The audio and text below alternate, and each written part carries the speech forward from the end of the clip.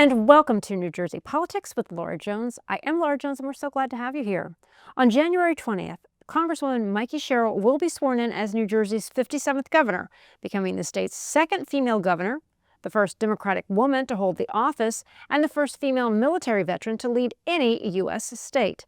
Sherrill, a former Navy helicopter pilot and federal prosecutor, defeated Republican Jack Ciattarelli in a landslide last November, continuing Democratic control of the governor's office for a third consecutive term. Meantime, Democrats in New Jersey have increased their control in the state legislature. So how will Republican lawmakers navigate a Democrat supermajority in Trenton? Standing by is Jeanette Hoffman, Republican strategist and president of Marathon Public Affairs. First, though, we're going to be diving into what the handover of the governor's office means and that intricate process of transitioning from the outgoing governor's office, Phil Murphy, to the new administration, Governor-elect Mikey Sherrill. Joining me now is Micah Rasmussen, director of the Revovich Institute for New Jersey Politics at Rider University. Micah, welcome to the show. Good to see you. You too. So happy to be back with you, Laura. Yep. All right. So a lot of moving pieces going on in Trenton right now. But with this being the same party transition, a Democratic governor, Governor Murphy, to Governor-elect Mikey Sherrill, is this going to make the process a little bit smoother compared to other transitions when you are switching between Democrat, Republican, Republican to Democrat? What do you think? It does in some ways make it smoother. There's a lot more sharing. There's a lot more of a sense of how can we provide continuity. Those are all easier things to maneuver. But this is really a change in guard. It's a change in personnel. And so no matter what, those people are all changing. We're going to have a new treasurer. We're going to have a new attorney general, a new governor staff. And so those things are all being put in place as we speak. It's a lot of people, is a lot of moving pieces, a lot of moving parts. We often talk about how the governor of New Jersey is the most powerful governor in the nation. Well, one of the primary reasons for that is because of all the people that she appoints across government. It's how she sets her footprint and her fingerprints all over every decision that gets made, is that she's putting people in place who are loyal to her and loyal to the agenda that she's setting. And so that's a lot of people. I mean, it could be as many as 15,000 people. Those are all not taking place right now, but those are the people, various boards, various commissions. They're not all full time. Some of them are volunteer, but those are the people that will come before her for appointment, for reappointment over time. Right now, it's really the cabinet that the primary principal department leaders that she's got to put in place as quickly as possible so that we can have a functioning government. Well, I guess that was my next question. So, Governor-elect Mikey Sherrill, Lieutenant Governor-elect Dale Caldwell, he's the chair of the transition team, right? So, when they're talking about policy action team focusing on different issues like affordability, education, is that really the priority, or is it more ensure that we have a full cabinet in place? What are things that maybe can wait until after she's sworn in? Like, what has to be done right now, Yeah. constitutionally speaking? Yeah, yeah. So, constitutionally, the two offices, besides governor, that are specifically called for are the attorney general and the secretary of state. So we know that the lieutenant governor is also going to serve as the secretary of state. That is a common configuration when we set up this office in New Jersey, 20 years ago. We said that the lieutenant governor should lead another department or agency so that they have something to do. They have a day job. They're not just waiting for something to happen to become acting governor. So those are the two that are specified, and the governor has announced her pick for Attorney General Jen Davenport, and she's gotten rave reviews and positive reviews. She's got law enforcement experience. She's got experience in the Attorney General's office, and so that has been a positive pick. But I think the first priority, to answer your question, is to get that cabinet put in place so that she can have a team of advisors around her, but more importantly, to lead those executive branch agencies across state government. Governor-elect Mikey Sherrill won in a landslide.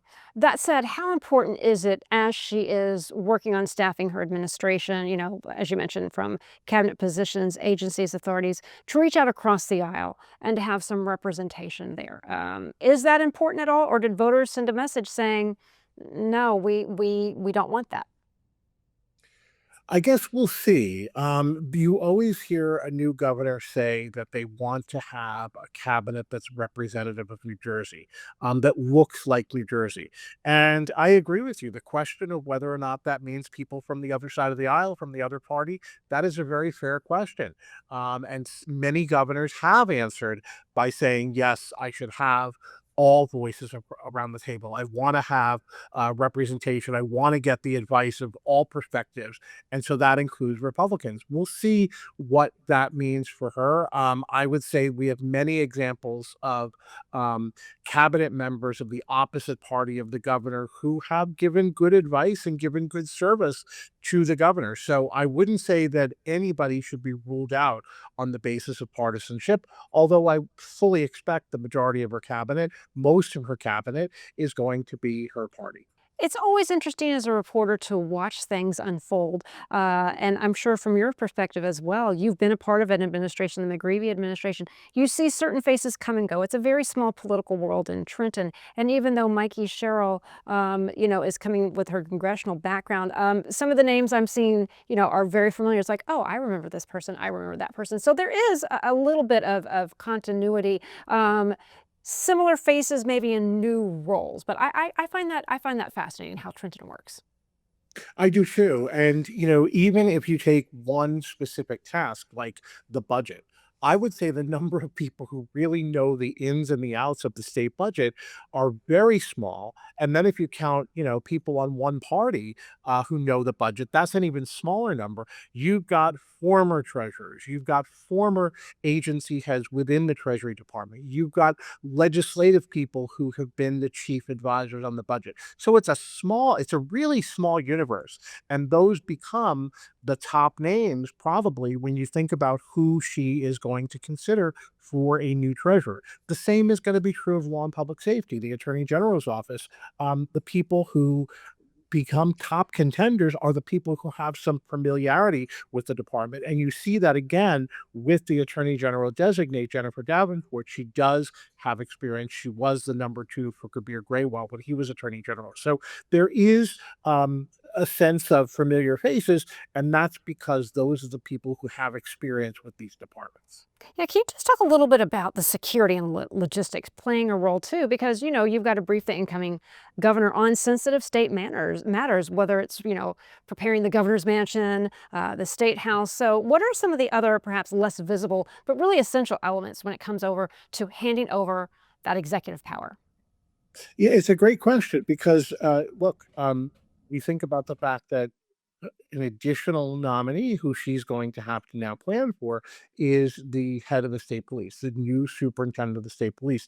This was one that didn't necessarily have to happen, but she sent the signal to the outgoing superintendent that she wanted somebody new. She wanted a new chapter. She wanted a chance to turn the page.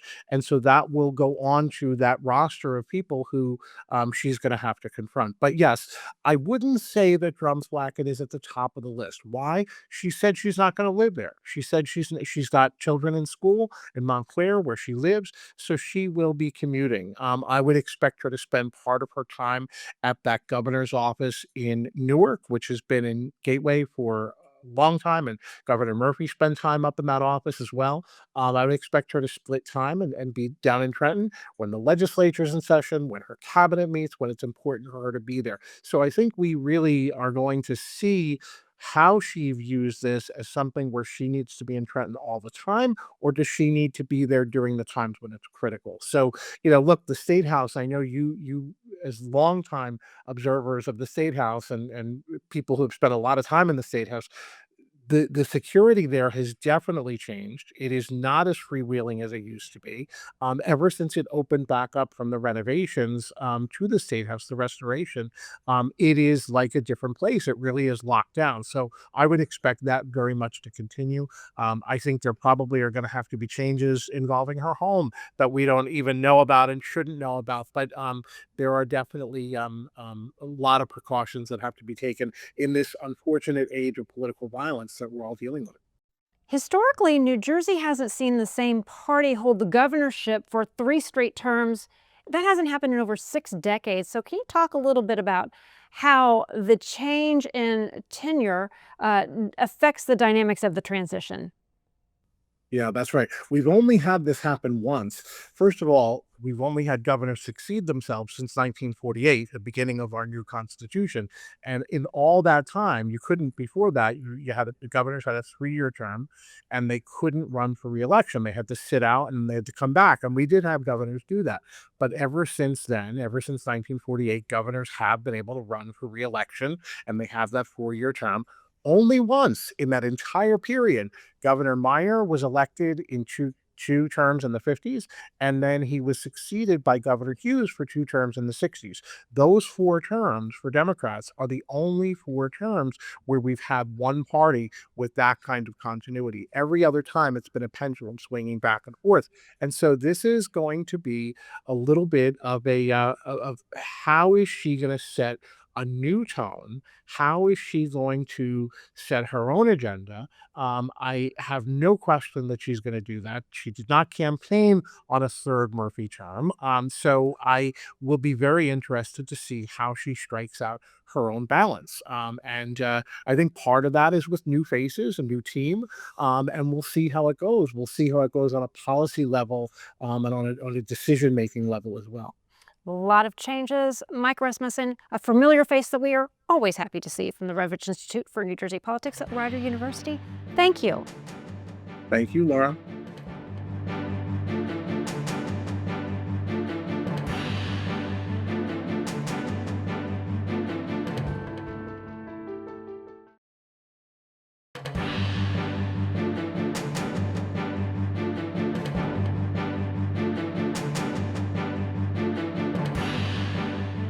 It is a new year and a lot of new faces in Trenton, with Democrats expanding control in the legislature and continuing to occupy the governor's office. Republicans face significant challenges in influencing policy on key issues like affordability, property taxes, and energy costs.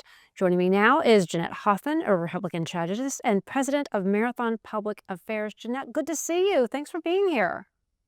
Thanks, Laura. It's great to see you. Yeah. So Governor-elect Sherrill's landslide win, and the Democrats expanding their control in the assembly to a supermajority really presents, well, would you say it's a major setback for Republicans? And again, from your perspective as a Republican strategist, what went wrong? How's the Republican Party trying to reshape and move forward heading into 2026? Well, it's certainly not the outcome that Republicans expected or desired. I'll just say that. I think 2025, if you look what happened in New Jersey and Virginia and some other states like Georgia, you really saw just almost like a blue tidal wave around the country. And I think it really was a referendum on President Trump and his policies and tariffs and things like that. So, I don't put a lot of stake in the fact that, that some of these legislative districts are going to stay blue for much longer. I think Republicans will pretty quickly take those seats back in 2, if not 4 years. That being said, the Democrats do have a bigger margin in the assembly. They have a veto-proof majority, and the Senate stays the same because there wasn't a Senate election. So Mikey Sherrill has an opportunity to get more things on her agenda done than she would have if it had been a smaller margin of victory. But Republicans do have the opportunity. They are the loyal opposition to Mikey Sherrill, and if there are ideas that they don't think represent the voters of New Jersey very much, they have an opportunity to stand up and speak their minds. Yeah, well, it's been a long time since Democrats have had this supermajority in the lower house. So, can you talk a little bit about how Republicans are going to, what leverage they have? It is limited. So, what strategies might they employ, whether it's focusing on bipartisanship, public outreach, highlighting areas of potential overreach by the majority? How would you be advising?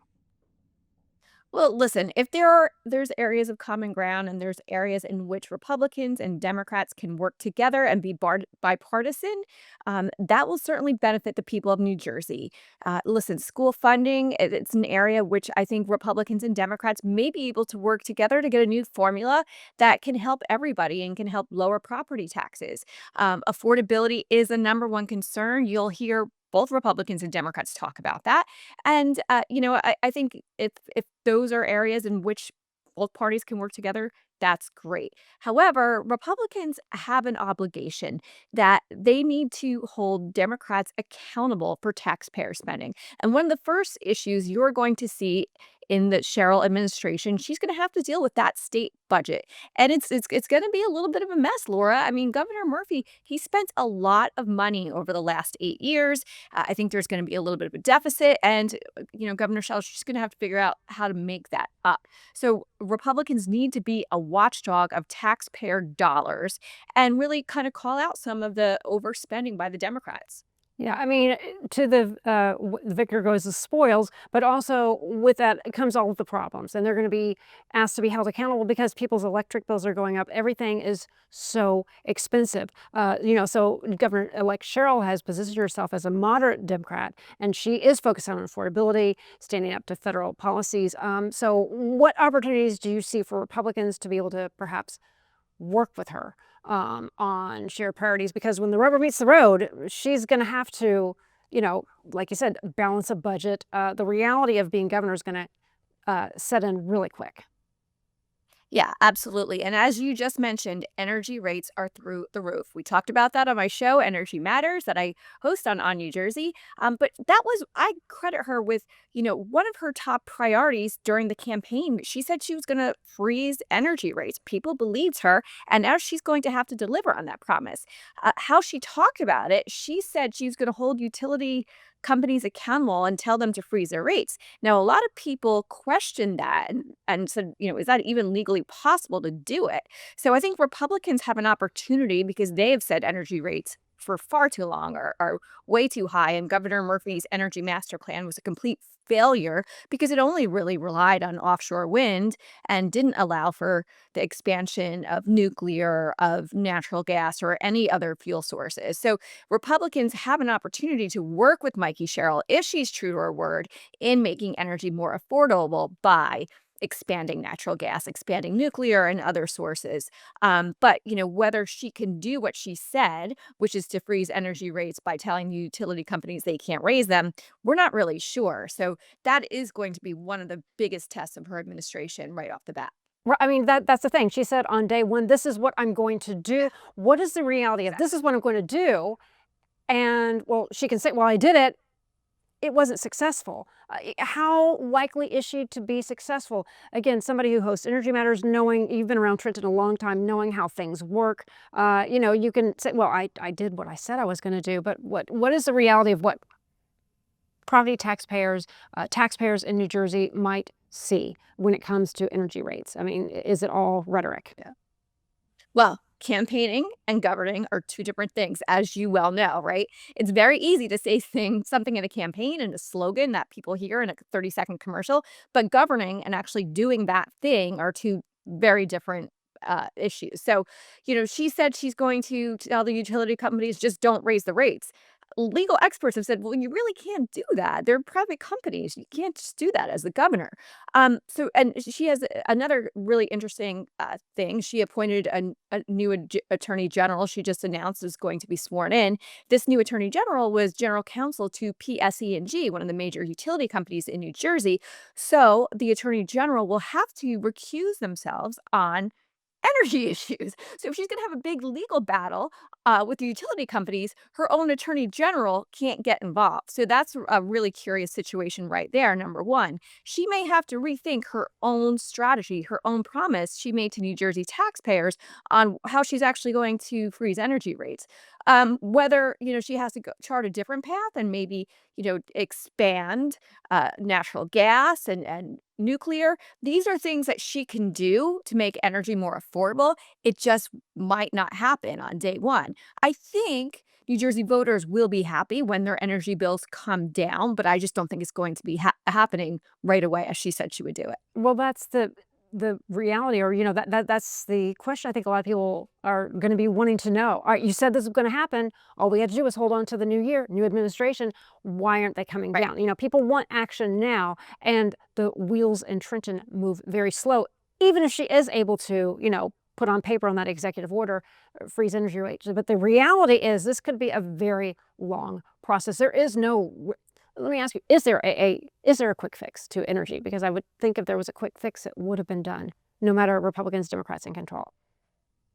Well, yeah, I mean, listen, it's about infrastructure, right? It's expanding infrastructure. We were importing, we were exporting energy in New Jersey off, to other states because we had so much of it when Governor Murphy came in. Now we're relying on other states to get our energy onto the grid. We're buying coal from West Virginia just so we can get enough energy onto our grid for New Jersey homeowners to keep their lights on, to keep their heat on. So we're going to have to look at new ways to get natural gas. If we can have nuclear, that remains to be seen. I don't think it's going to happen overnight. Fortunately, President Trump at the federal level has allowed for new natural gas to be drilled here in America. So natural gas is actually coming down in price. So that's fortunate. We're lucky to have that. But listen, I think she knows that something needs to be done. I mean, she's talked about nuclear, batteries, solar. Those are all great energy alternatives. But it's not as simple as signing an executive order to tell energy companies to just stop charging more, because what we really need is more energy supply. Finally, Jeanette, with the time we have left, what advice would you give to those Republican leaders still in the legislature to really effectively represent their constituents, and all of the people, who didn't vote for Mikey Sherrill, in a legislature where Democrats, really do have such strong control. We haven't seen a majority like this in decades. Is it about the building coalitions, preparing for veto overrides, gearing up for a future election? What advice? Yeah, I would just say, listen, Jack Ciattarelli as a Republican candidate, even though he lost the election, he got more votes than any Republican gubernatorial candidate in New Jersey history. That's still a lot of votes. And a lot of people want affordability. A lot of people want their tax dollars to be accountable in Trenton. A lot of people, want change in Trenton. So I would say be a voice for those people. Be a voice for your constituents. You were elected to represent them, and stand up and make sure that, those voices are counted for. It's politics can change in the blink of an eye. This is just because Mikey Sherrill's governor and there are more Democrats than there used to be doesn't mean that's going to be true in 4 years. And in 2 years, the legislature could look a lot different. But, Republicans need to continue to be the voice of common sense, the voice of taxpayer accountability. Jeanette Hoffman, thank you so much for taking the time to talk to us. Oh, it's always great to be with you, Laura. Happy New Oh, Year. Happy New Year to you too. And that'll do it for today. I'm Laura Jones. Thanks so much for watching New Jersey Politics. We look forward to seeing you back here next time.